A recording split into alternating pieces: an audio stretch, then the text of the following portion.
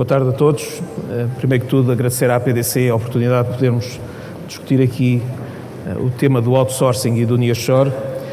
Junto comigo tenho uma plateia, enfim, que representa, eu diria, parte da indústria nacional e internacional que neste momento em Portugal desenvolve atividades nesta área.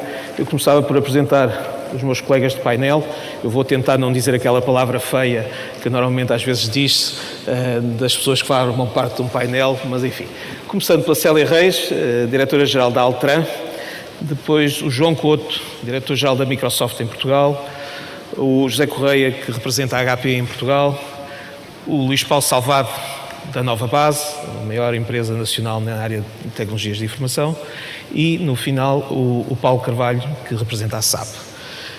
Parece uma plateia, eu diria, heterogénea, entre prestadores de serviço e fornecedores de software, mas eu diria que, antes de mais nada, enfim, agradecer-lhes a presença e podemos ter aqui um diálogo.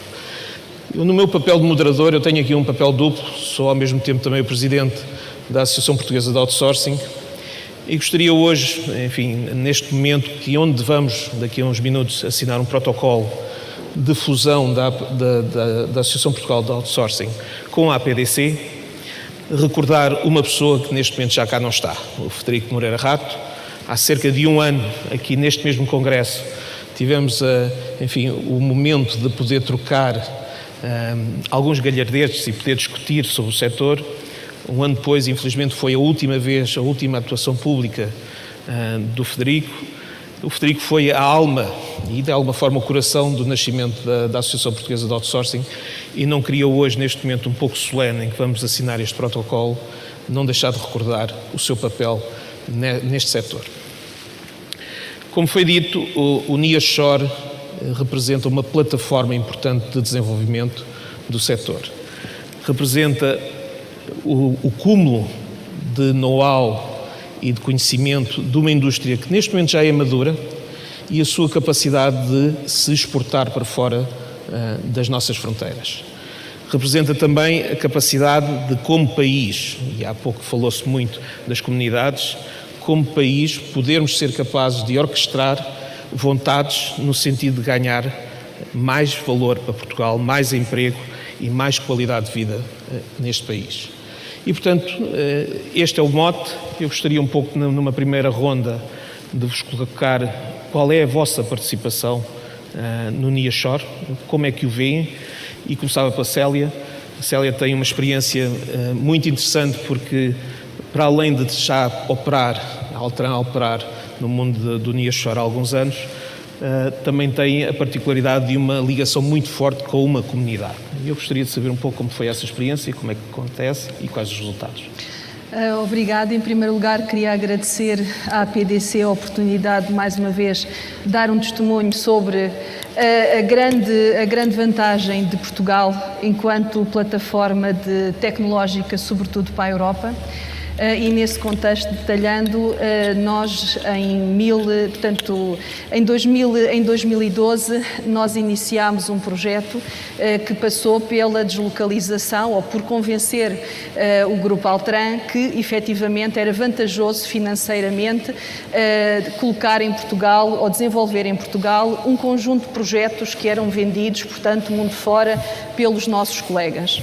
Essa ideia foi apadrinhada, portanto, ao mais alto nível da nossa organização, nomeadamente pelo próprio presidente do Grupo Altran, e desde então, portanto, fomos autorizados a fazer um conjunto de investimentos em Portugal. Assinámos o primeiro contrato com o governo português em meados de 2012, em que nos comprometemos com um investimento de cerca de 7 milhões de euros e na criação de 120 postos de trabalho no Fundão.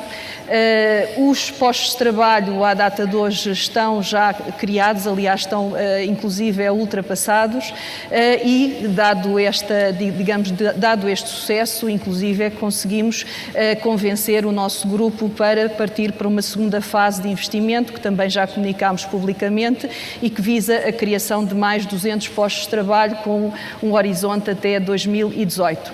O tipo de projetos que fazemos, portanto, à data de hoje, são muito centrados em tecnologias de informação, em engenharia, e a aproveitar que, tal como falámos aqui no contexto do Horizonte 2020, uma das áreas que estamos a procurar promover é também a deslocalização de projetos de R&D ao nível da engenharia para esta mesma zona do Fundão, portanto, e é algo que o grupo tem estado, inclusive, a acolher muito bem, portanto, seguindo a mesma lógica, e, portanto, eu diria que tem sido um caso de sucesso. É preciso continuar, tivemos muitos desafios, mas até agora a experiência tem sido muito positiva. Respondi? Sim. Muito obrigado. Muito obrigado.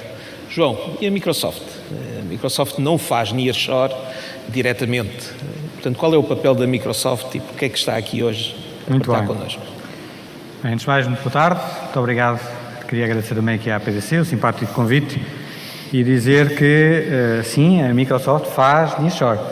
Nós temos um centro empresarial de suporte técnico em tecnologia cloud, cá em Portugal, e durante estes últimos 2 anos nós basicamente duplicámos a capacidade deste centro empresarial de suporte de tecnologia cloud. Hoje temos cerca de 150 pessoas a trabalhar cá que prestam serviço a todos os países da Europa e Norte de África. Trata-se de um investimento, para termos uma ideia, qualquer coisa na ordem dos 15 milhões de euros a ano, e em termos de competências, estamos a falar de pessoas tipicamente com licenciatura em engenharia, e temos também uma diversidade do ponto de vista de culturas. Temos cerca de 7 nacionalidades presentes hoje neste centro. Porquê é que nós conseguimos, no fundo, aproximar-nos e conquistar esta posição como um hub tecnológico dentro da Microsoft? Fundamentalmente, ao nível dos custos, nós temos uma estrutura de custos que é mais cara do que os países da Europa de Leste e, portanto, aí temos uma desvantagem competitiva na ordem dos 30%, mas temos uma vantagem competitiva face aos grandes países da Europa, como UK, como Itália, como França, e, portanto, conseguimos ser mais competitivos do que eles, ainda que menos competitivos do que os do leste europeu. E depois ganhamos em 2 fatores muito importantes.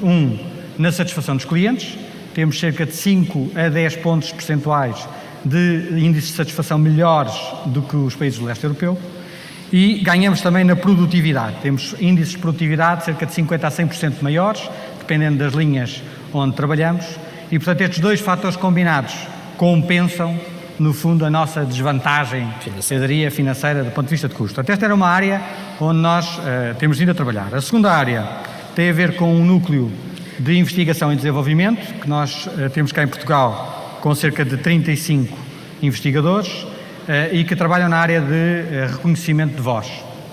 Fazem reconhecimento de voz para aplicações como o Cortana, para o móvel, ou como a Xbox One, foi recentemente lançada, ou trabalham também na área de Big Data e, muito recentemente, ainda esta semana, surgiu também um dos projetos que temos vindo a trabalhar, o All for All, em colaboração com a GNR, para dar apoio remoto a idosos, portanto, a pessoas séniores que estão em casa e que precisam de assistência.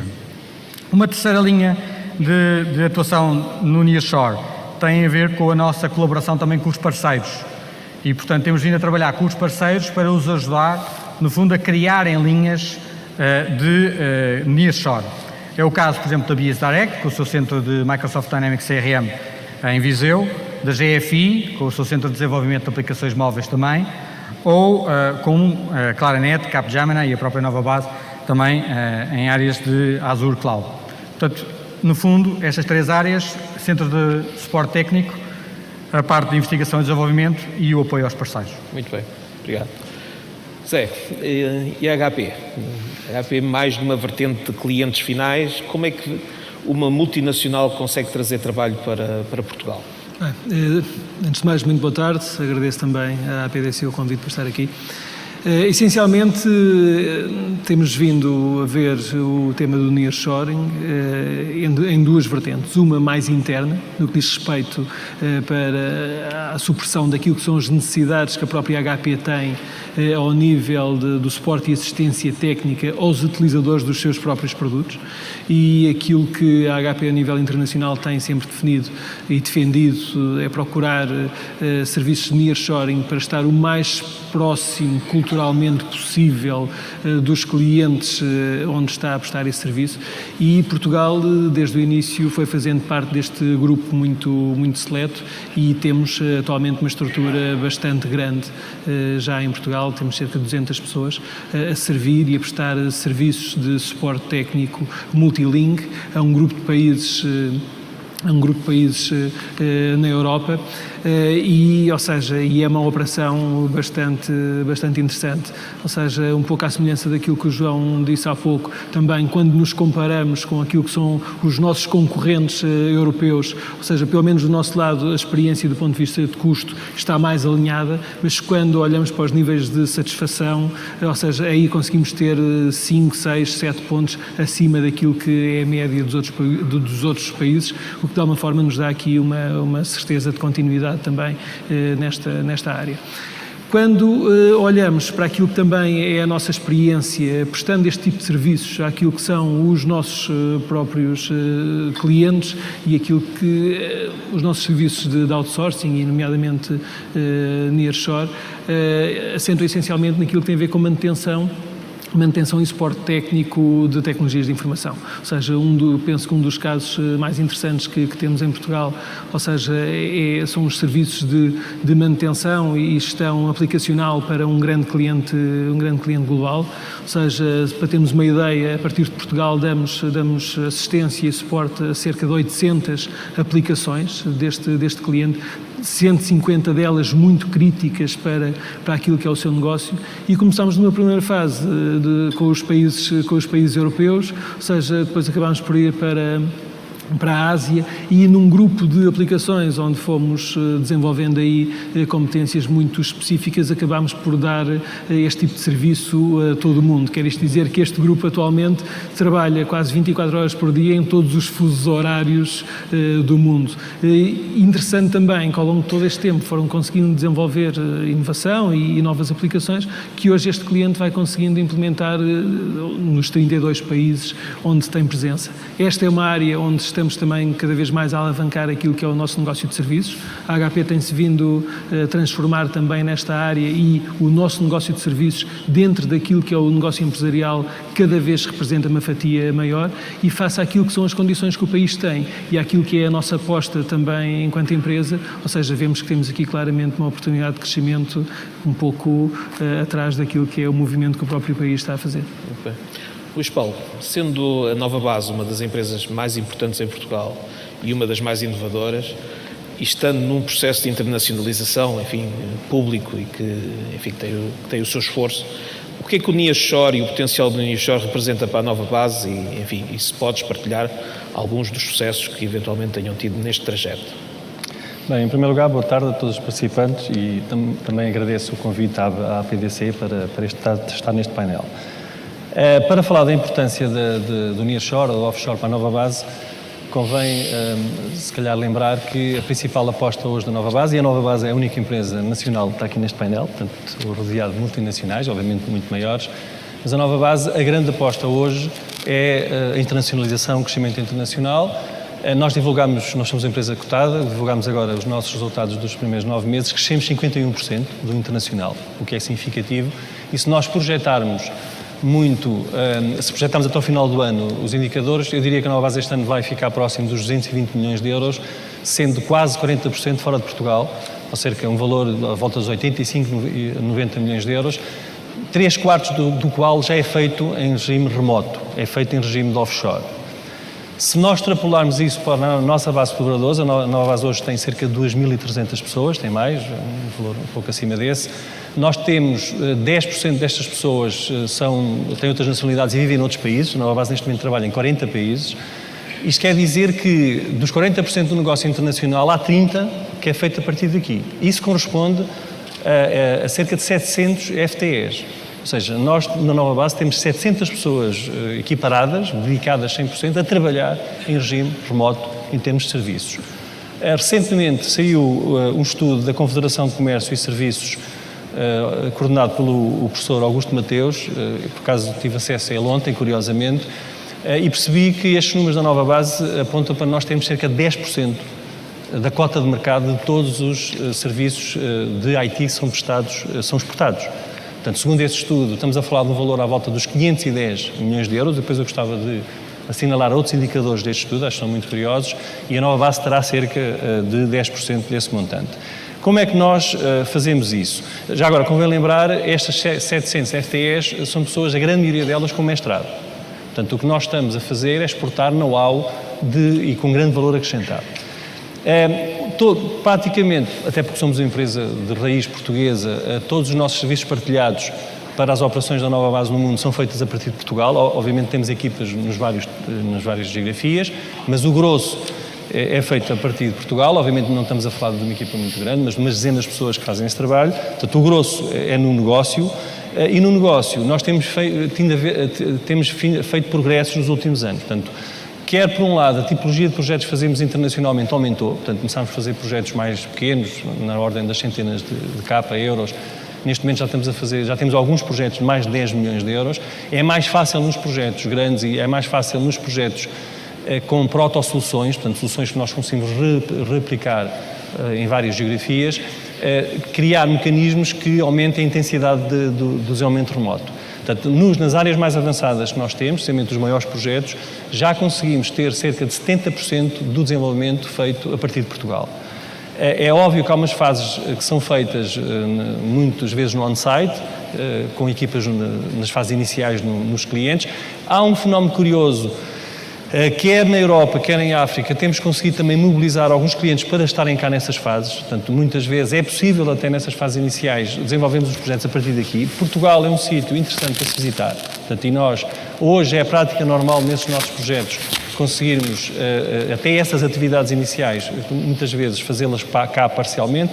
A fase mais intensa, pessoas intensiva é feita aqui, a parte de desenho e muitas vezes programação e configuração, e depois as partes finais, que é pôr as coisas a funcionar, obviamente muitas vezes temos de deslocar para lá as equipas. Eu queria partilhar precisamente esses estudos, porque eu acho que este percurso que a Nova Base tem feito não é único, portanto eu acho que há aqui um esforço de toda a indústria nacional de fazer este movimento, e segundo esse estudo, cerca de 510 milhões de euros foram em 2013 exportados em serviços de IT, com um excedente já cerca de 90 milhões de euros, ou seja, pelo segundo ano consecutivo, Portugal já é exportador líquido de serviços de IT. Até o ano passado, até 2012, Portugal importava, apesar de exportar, importava mais do que exportava, portanto nós tornámos autossuficientes neste domínio. Na exportação de serviços, esta foi a área que cresceu mais, desde 2007 mais que duplicou, cresceu 14% ao ano, e no portfólio de todos os serviços que Portugal exporta, nós temos, o IT tem 2,5%. Isto dá-nos uma medida, ou seja, corresponde a cerca de 0,3% do PIB, mas dá-nos uma medida do potencial que há aqui para conquistar. Ou seja, já houve um grande crescimento, nos últimos 6, 7 anos duplicámos, mas estamos ainda longe da média mundial. A média mundial é 6%.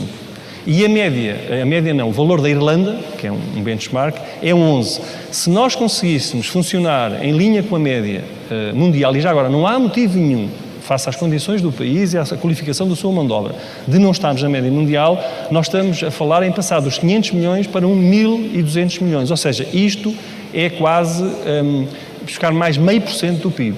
E se nós estivéssemos ao nível dos valores da Irlanda, que é possível, eu acho que é possível, nós estamos a falar em buscar 1,7 milhões de euros por ano, ou seja, 1% do PIB. Portanto, eu acho que há aqui um caminho que tem sido feito por todas as empresas. Eu vejo também muitas multinacionais a atraírem muitos centros de competência para Portugal. Eu acho que isso é positivo. Acho que há condições de também desafiarmos as nossas universidades a produzirem mais pessoas. A Nova Base tem contratado cerca de 150 a 200 mestrados, neste momento a maioria, por ano, e nós já temos feito projeções do que é que seria contratar 500 por ano ou 1.000 por ano, e não é possível. Portanto, há aqui um desafio que nós temos que lançar também. Se queremos que este caminho de crescimento, o peso desta área continue a aumentar, temos também fazer aqui um desafio às universidades para produzirem mais pessoas. Nós já iremos falar sobre esse tema dos bloqueios que possam existir. Entretanto, Paulo, a SAP é incontornável no mundo do software, é uma das grandes empresas mundiais de software, e a SAP em Portugal há muitos anos tem shared services que funcionam para toda a Europa, para todo o mundo nessa área. Como é que foi trazê-lo para Portugal? Como é que funciona? Qual tem sido a experiência até agora? Bom, antes de mais, muito obrigado pelo convite à PDC. Este é um tema muito interessante. Acho que o percurso que fizemos nos últimos anos é muito relevante, de empresas nacionais a empresas internacionais, e acho que hoje em dia algo que não é preciso explicar a ninguém, mesmo fora de Portugal, Portugal de facto é um destino dos melhores do mundo para serviços de nearshore e sobretudo serviços relacionados com IT. Em relação ao nosso caso, é verdade que no passado tivemos algumas experiências pontuais de serviços para o grupo, mas de facto a nossa aposta foi renovada e foi feita uma aposta muito séria quando em 2012, em junho de 2012, abrimos um centro de serviços em Portugal. Queríamos fazê-lo numa área que não fosse facilmente deslocalizável e, portanto, escolhemos talvez um projeto difícil, e foi muito difícil ganhá-lo, mas que hoje em dia eu creio que tem raízes muito sólidas e está a contribuir para, de facto, a criação de emprego líquido.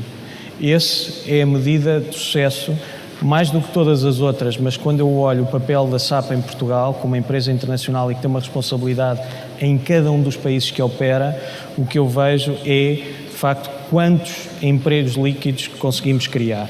Portanto, nós investimos 17 milhões de euros, o que na nossa indústria é muito significativo, porque produzimos sobretudo e só propriedade intelectual, e definimos um projeto a 3 anos e meio, portanto até ao final de 2015, onde queríamos criar e anunciámos 300 empregos líquidos, ou seja, chegar ao final com a subsidiária, desse período com a subsidiária portuguesa a crescer 300% no seu headcount local. E a boa notícia para nós é que estamos a cumprir aquilo que tínhamos proposto. Temos hoje, quando comparamos o que era a SAP em Portugal, a SAP em Portugal no final de 2011 tinha 98 empregados, hoje tem praticamente 300 empregados. Grande parte desse crescimento vem também do que estamos a fazer para fora, e uma coisa que nós fizemos foi identificar quais são as soluções onde a companhia está a investir e vai investir, onde o mercado está a investir e vai investir e que nos podem de facto fixar valor em Portugal, e apostámos em 3 áreas.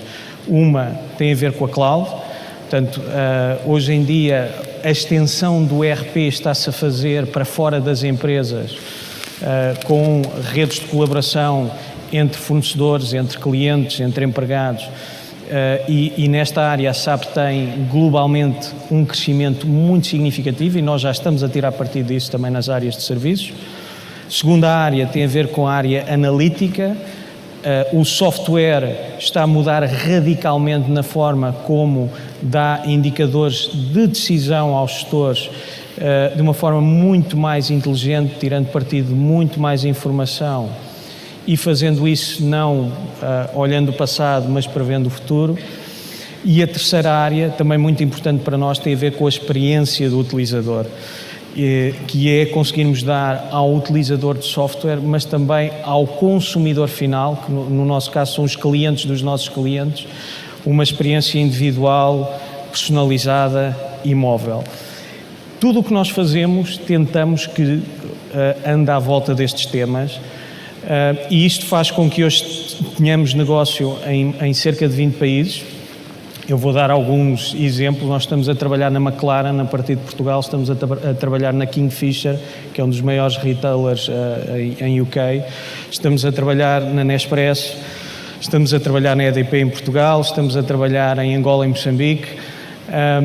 70% dos projetos que fazemos são feitos em Portugal, quase todos envolvendo outros parceiros, porque a SAP trabalha sempre num ecossistema de parceiros, aliás, tirando a Microsoft, todos os outros que estão aqui são nossos parceiros globais a nível de serviços SAP, e o impacto para a operação local, porque apesar de não sermos uma empresa de capital nacional, somos uma empresa portuguesa e que pagamos impostos aqui e que faturamos tudo o que fazemos em Portugal.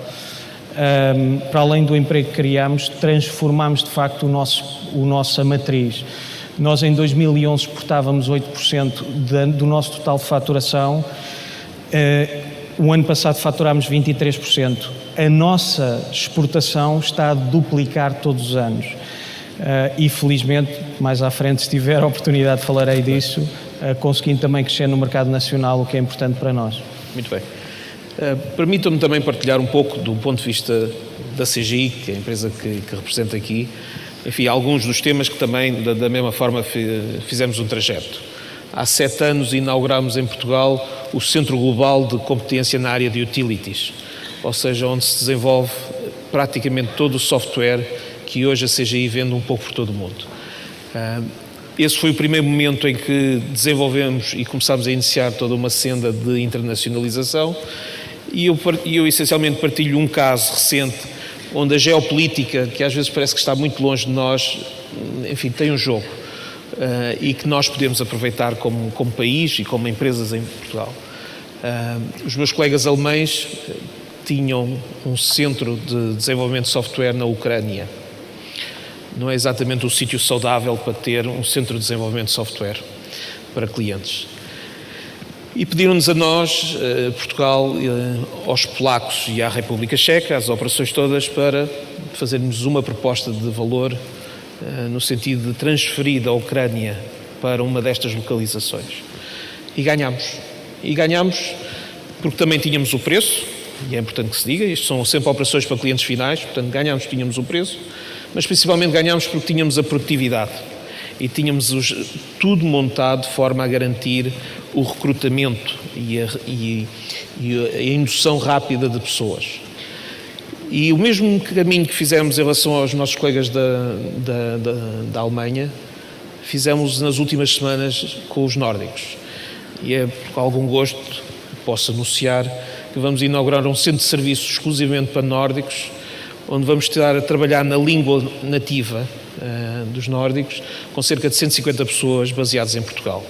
Eu creio que este é o exemplo de que é possível criar plataformas de serviço e criar condições para ter pessoas a viver como portugueses, apesar de serem estrangeiros, mas a viverem e a desenvolver atividade em Portugal. E todos os temas da sessão anterior, do Smart Cities e tudo isso, deixem-vos dizer que não são displicentes.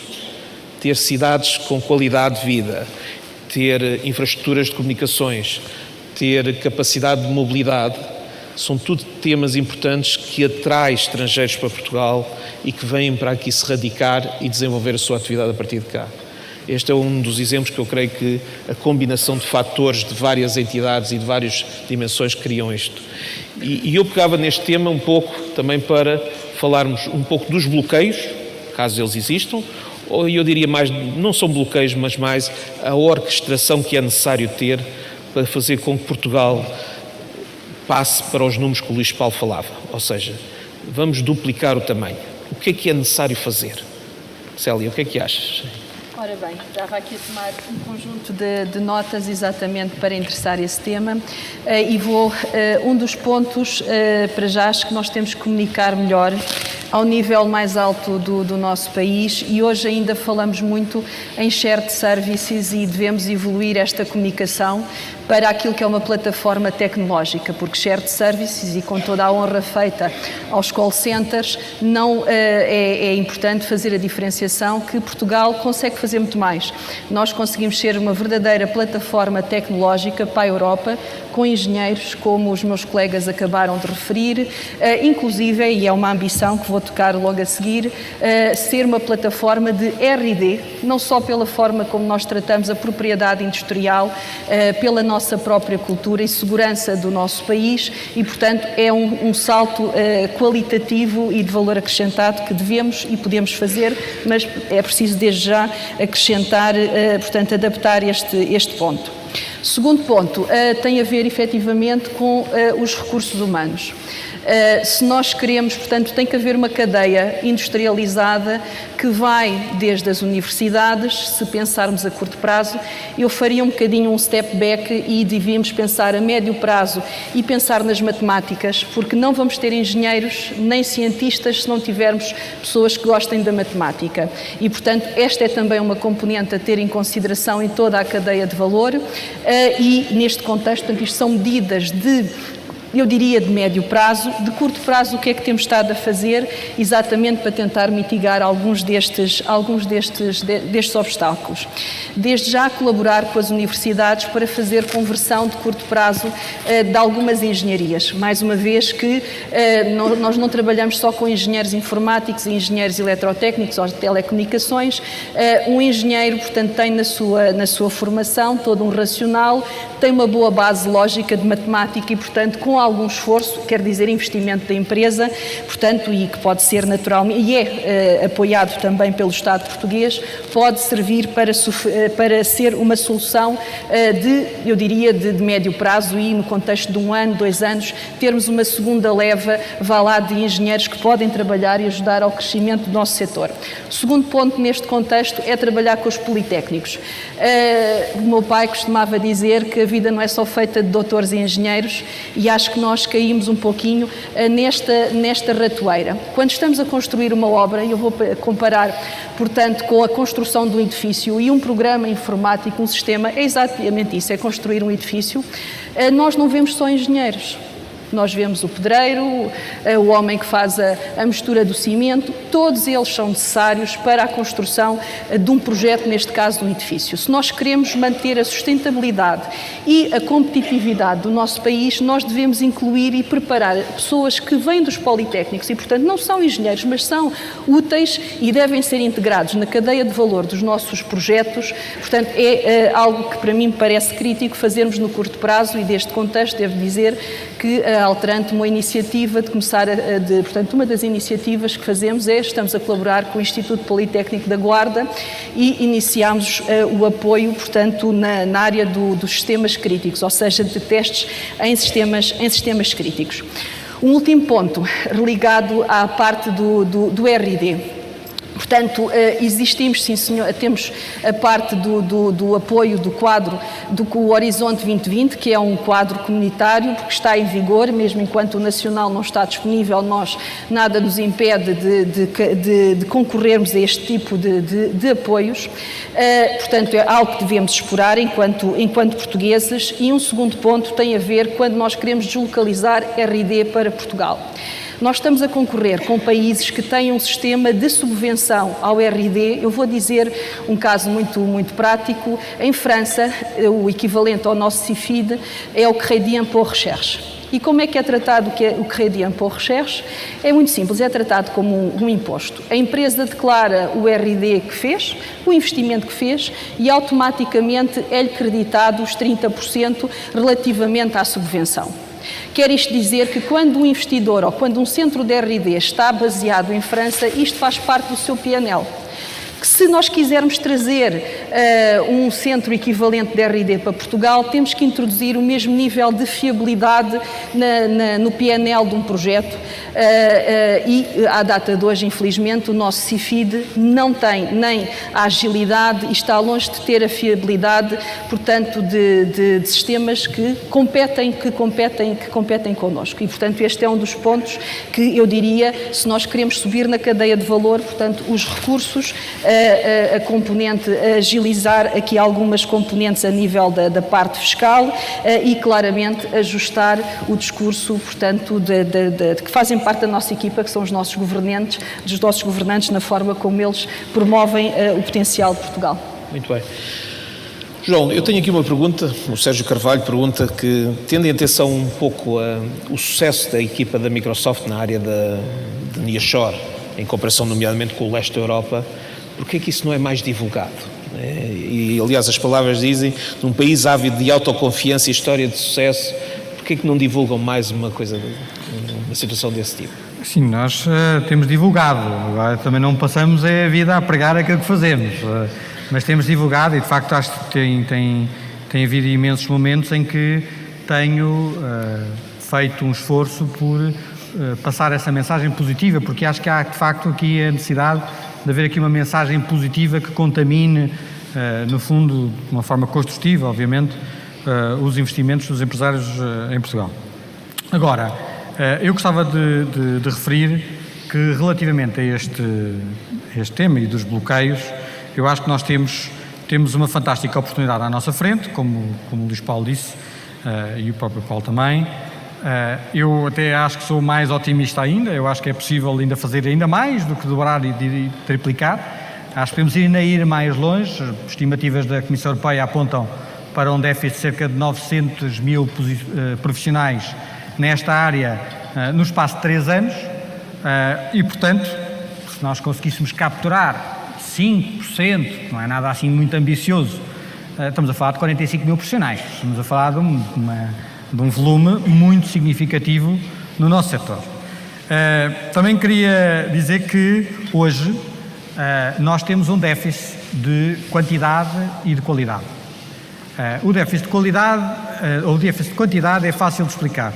Nós hoje temos cerca de 5 mil ofertas de emprego na área de tecnologias de informação por preencher. Curiosamente, há 4 meses atrás, tínhamos exatamente as mesmas 5 mil. Não são exatamente as mesmas. Umas fecharam, outras abriram. Mas o número manteve-se. 5 mil, das quais mais ou menos 40% é tecnologia Microsoft. Nós, para endereçar este problema em específico e a questão da qualidade também, lançámos um programa que se chamou Ativar Portugal, em que, na prática, conjugámos 3 grandes coisas. Portanto, lançámos um job market que agrega a procura e a oferta e, portanto, os nossos parceiros, cerca de 250 parceiros que entraram neste programa, têm encarregadas cerca de 700 ofertas hoje ativas neste programa. Já fechámos em pouco mais do que 3 meses cerca de 200 e, ao mesmo tempo, as pessoas podem ir lá procurar ofertas de emprego, mas também disponibilizar os seus CVs para que outros possam os contactar. Temos cerca de 5 mil CVs hoje carregados na plataforma.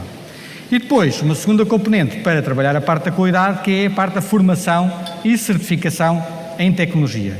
E este é um ponto fundamental. É que se nós hoje formos ver as grandes áreas de desenvolvimento deste setor e que passam pela cloud, passam pela mobilidade, passam pelo analytics e big data, aquilo que nós verificamos é que as universidades hoje não estão a trabalhar nestas áreas. Portanto, as pessoas que saem hoje, que seja dos politécnicos, seja das universidades, não saem com a preparação necessária que hoje é exigida pela indústria e, portanto, obriga a indústria a fazer esse trabalho. E para isso estamos a desenvolver também algumas iniciativas, como indústria, para nos aproximarmos das universidades e tentarmos ver se conseguimos acelerar este processo. Mas isto é uma iniciativa de médio e longo prazo. Temos que a resolver já e, portanto, esta iniciativa do Ativar Portugal visa exatamente isso. Muito bem. Zé, este tema dos recursos, enfim, e o tema do sistema educativo e da sua ligação com a indústria e o potencial que tem, tu crias que neste momento há um equilíbrio nesse mercado? Sendo que nós estamos a ver um pleno emprego neste setor, ou seja, estamos num setor em que parece que estamos em pleno emprego. Vamos ver, é precisamente por causa disso que vejo que no curto e no médio prazo poderemos estar a enfrentar aqui um desequilíbrio que pode ser grave, principalmente se tivermos em consideração os planos que todos nós temos de crescimento nestas áreas. Ou seja, como o João disse e bem, ou seja, a Europa estima que vão faltar 900 mil profissionais na área de telecomunicações e de tecnologias de informação. Ou seja, vai haver uma parte que nos vai tocar com toda a certeza. Se, por um lado, todas estas empresas multinacionais e as nacionais estiverem a apostar fortemente na criação e no desenvolvimento deste tipo de serviços, vamos obviamente ter aqui um problema. E é precisamente que eu considero que um dos pontos importantes que nós teríamos que, de alguma forma, tentar desenvolver a nível local, ou seja, entendo que deveria haver uma unidade, seja governamental, seja um gabinete, o que quer que seja, que se dedica a analisar, de facto, o tema do nearshoring como um caminho de desenvolvimento para Portugal. Ou seja, e a verdade é que temos tido, ao longo dos últimos anos, situações em que encaramos um problema e acabamos por desenvolver muito bem determinados clusters dentro da economia nacional. É o caso do calçado, é o caso dos vinhos, e temos feito essa promoção internacionalmente de uma forma muito, muito positiva. Ora, se todos nós concordamos que, de facto, Portugal tem neste momento condições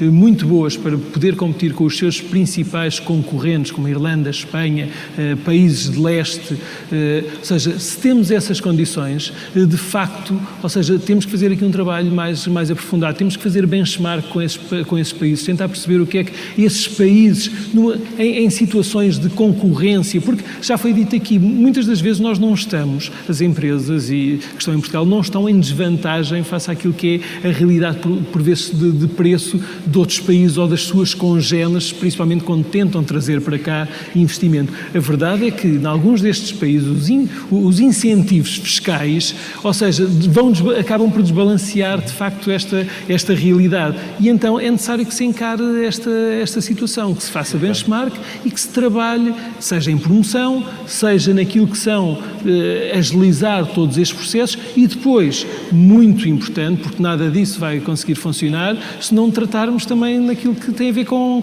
a oferta e com todos os jovens que vão saindo das nossas universidades, ou seja, penso que é unânime que vão faltar para os próximos tempos. Estamos muito pressionados de tempo. Eu vou pedir ao Luís Paulo só uma resposta curta a uma pergunta muito direta. Qual o papel, ou enfim, se tens visto o papel da ICEP na ajuda, na procura desses novos negócios fora de Portugal? Tenho, e assim, a ICEP fez uma grande evolução nos últimos anos, mas está muito desfocada, ou seja, está a tentar servir muitos clientes, muitas empresas, e em particular nesta área, enfim, esta área não tem uma expressão muito grande do nosso tecido empresarial, portanto não temos tido uma especial atenção. Mas eu gostava só de falar sobre os bloqueios, porque eu acho que o que nos devia mover, e é um desafio que eu também lanço à PDC ali na figura do seu Presidente, é como é que nós podemos dobrar, triplicar, se quisermos, as nossas exportações no Haiti nos próximos anos. Eu acho que já se falou aqui nos programas que estamos à espera do 2020, enfim, num painel anterior. Eu acho que devíamos mobilizar uma parte dos nossos recursos para este tipo de aposta. Isto é o que tem mais valor acrescentado, isto é a economia do conhecimento. E sobre os bloqueios, eu queria primeiro falar que não devemos estragar aquilo que hoje em dia está a funcionar bem. E o que está a funcionar melhor é a qualidade das pessoas que estão a sair das universidades. E as políticas públicas devem continuar a apoiar a qualificação das pessoas, porque hoje isso é uma vantagem que nós temos. E ao nível de desafios, eu falaria na fiscalidade. Latos sensos, não temos tempo para aqui abordar, mas desde logo não há acordos de dupla tributação com uma série de países, a competitividade fiscal é horrorosa face, digamos, às pessoas, e lançava aqui uma provocação. A Nova Base não é uma empresa de capital nacional, aqui é o meu colega. A Nova Base é uma empresa pública, temos 6.000 acionistas, mas é uma empresa de matriz nacional, ou seja, tem a sua sede, é a única das 5, tem a sua sede em Portugal. A Nova Base paga 60 milhões de euros de impostos em média por ano, a Nova Base e os seus colaboradores, e não os pagamos em Luxemburgo, pagamos em Portugal. Isso para dizer o quê? Nós também gostávamos de ter algum retorno desses impostos que pagamos num conjunto de incentivos fiscais, a Célia já falou neles, mas que, de certa forma, ajudassem este setor todo, não é só a Nova Base, a desenvolver-se. O último desafio, já falei, mas rapidamente, é a capacitação das universidades. Se nós queremos dar um salto, 2, 3 vezes, as nossas universidades não estão preparadas. E acho que têm que estar. E já agora, se nós não trabalharmos em conjunto, na APDC, nós, enquanto entidades empresariais, eu acho que não vamos conseguir dar este salto. Nenhuma empresa sozinha consegue fazê-lo. Paulo, para finalizar, e também rápido, como vês a colaboração destas empresas portuguesas, independentemente de onde o capital venha, somos todos portugueses, temos empregados portugueses, pagamos impostos em Portugal. Como é que vês a colaboração, sendo tu líder de uma empresa que, por natureza, já fomenta muito a parceria, mas a colaboração numa lógica de nearshore, de ir para fora? Muito bem. Bom, eu creio que todos os argumentos a favor do nearshore em Portugal já estão mais do que apresentados, alguns até, eu diria, muito esgotados. Não podemos dormir à sombra da bananeira e temos que fazer a ligação entre o que o Luís Paulo disse e o que o João disse, que é partir para a boa formação que temos, para a formação naquilo que nos interessa e que não é o presente, é o futuro, em todas as áreas que já falámos. Eu acho que aqui o importante é criarmos riqueza em Portugal e criarmos emprego, independentemente de onde está o capital de cada um dos nossos grupos. Isto não é nenhuma provocação, até porque eu não te quis provocar da primeira vez. Agora, deixa-me só dizer-vos o que é que se preocupam a gestão da SAP, o board da SAP, quando analisa o nosso negócio e quando toma decisões destas. Vamos ser muito claros. Se nós não tivermos um bom negócio em Portugal, no way, não há cá investimento, não há cá centros de competência, não há cá absolutamente nada. Portanto, nós a primeira coisa que temos que fazer é, no matter what, não interessa se o país está em crise ou não, temos que crescer e ter profit. Isso é absolutamente necessário. Segundo, temos que demonstrar que aquilo que nos confiam é bem gerido. E eu acho que, felizmente, tem havido poucos abandonos daquilo que, obviamente, tem valor acrescentado. É óbvio, quando estamos a falar num call center, a deslocalização é muito mais simples. Agora, quando estamos a falar de serviços de alto valor acrescentado, é mais difícil deslocalizar. E o que pergunta a gestão da SAP, quando falamos de novos investimentos, é de facto só isto, é como é que vai ser o futuro, como é que vai ser o nosso negócio, em particular num mercado que, apesar de pensarmos que é pequeno, é importante, porque no nosso caso sempre trouxe inovação. Deixem-me só fazer uma última nota. Sempre que uma organização ou uma empresa em Portugal investe em SAP, indiretamente está a contribuir para a criação de emprego, para potenciar mais investimento e para, no final, tornar todos estes nearshores mais sustentáveis. Muito obrigado. Agradeço a todos a participação. Eu pedia também às pessoas para não se levantarem ainda, a sessão não acabou, e pedi ao Rogério Carapuça que se juntasse a nós. Enfim, estejam à vontade para ficar ou saírem, essa é uma opção de cada um. Iremos dar início e ao António Vasconcelos também, por favor, vamos dar início à assinatura do protocolo entre a APO e a APDC para a sua fusão nos próximos momentos. Rogério, queres dar umas palavras? Sim. Boa tarde. Eu pedia também à Cristina Pérez, que é a vice-presidente da APDC, para se juntar a nós. Tal como eu referi na minha intervenção de abertura, um dos objetivos da direção da APDC era contribuir para a consolidação do movimento associativo empresarial português. E isso pode-se fazer de várias maneiras, e uma mais soft, digamos assim, que fizemos foi procurar com outras associações organizar em conjunto alguns eventos, algumas iniciativas, de forma que nós reduzíssemos o número de iniciativas iguais, ficando com algumas mais fortes. E isso já estamos a fazer com várias das associações que existem neste setor e que são cerca de 3 dezenas. Aquilo que gostaríamos de fazer, caso fosse possível, era a fusão de associações, porque isso criaria mais massa crítica e seria algo mais forte. Vamos conseguir fazê-lo com a APO, e é esse o protocolo, o MOU, que vamos assinar hoje, entre as duas direções, para que depois possamos validar os termos dessa operação com os associados. Porquê com a APO? Em primeiro lugar, porque muitos dos associados da APO são associados da APDC. Em segundo lugar, porque o outsourcing é uma preocupação da APO, mas é também uma preocupação da APDC. E, portanto, tínhamos aqui os ingredientes necessários para que essa fusão fizesse sentido. Qual é a fórmula que vamos utilizar? Será a de criação dentro da APDC de secções, para que o atual contexto da APO possa ser colocado dentro da APDC como uma secção especializada em outsourcing. Porquê é que fazemos assim e não ao contrário? Porque a dimensão do outsourcing é menor do que a dimensão de todos os assuntos de interesse para a APDC, porque também a dimensão relativa das duas associações também é nesse sentido, e em terceiro lugar porque a APDC tem personalidade jurídica de entidade sem fins lucrativos, o que também é interessante, o que não acontecia no caso da APO. Portanto, estas são as razões que nos levam a assinar o protocolo que iremos então assinar a seguir e que não é mais do que um memorando de entendimento entre as duas direções para que agora possamos dar os passos seguintes, que é validar este modelo com os associados. Muito obrigado. E pedia também ao José Carlos, que é presidente da APO, aliás é nessa qualidade que ele Eu vou-me juntar também a ti. aqui estava Se não te importares, a moderar junto-me a este ti, debate, ficamos aí. que dissesse também aqui umas palavrinhas, enquanto eu ponho os papéis aqui em cima da mesa. Exatamente. Obrigado, Rogério.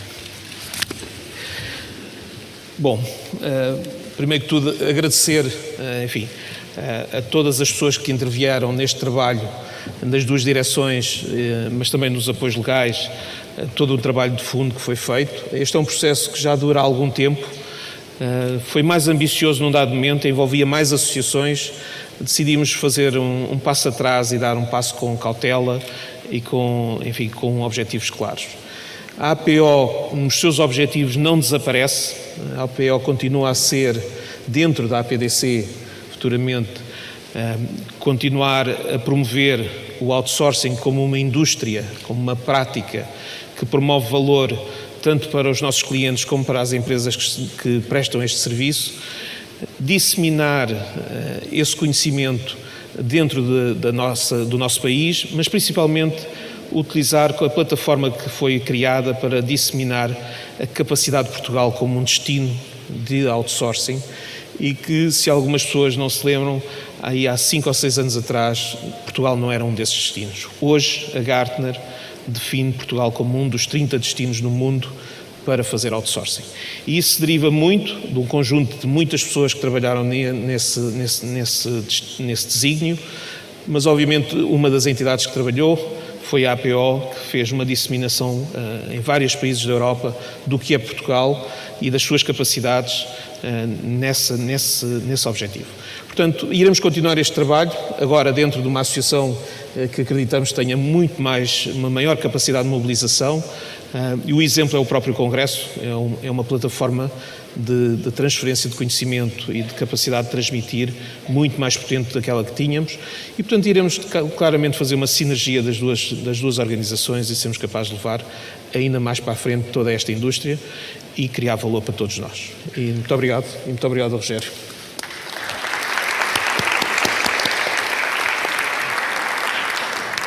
Peço desculpa, não sabia o assunto.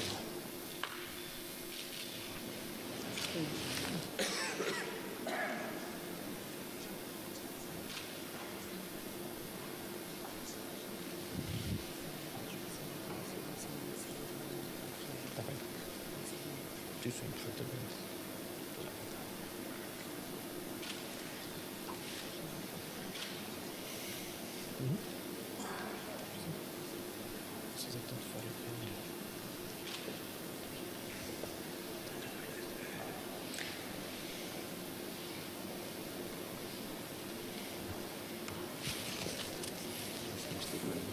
Eu sei, mas isso primeiro que comecei a acelerar.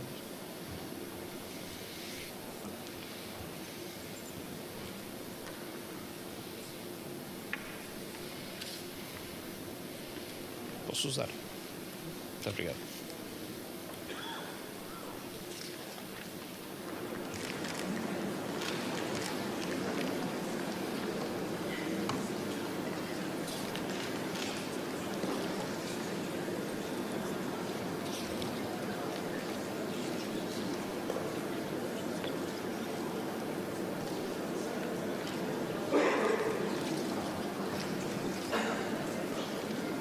Acho que é tudo.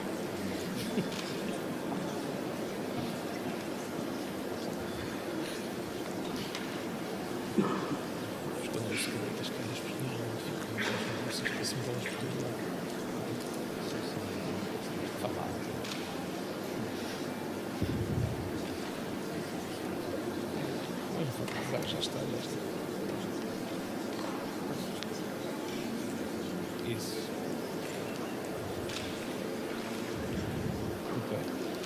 Rogério. Muito obrigado. Muitas felicidades também. Obrigado a todos. Muito obrigado.